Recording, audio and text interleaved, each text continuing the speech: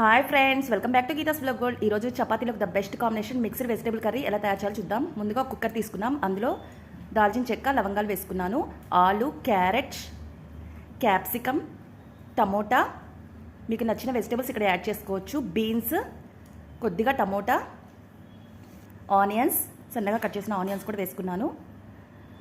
so కొద్దిగా water add చేసుకొని salt, కరివేపాకు, గరం మసాలా,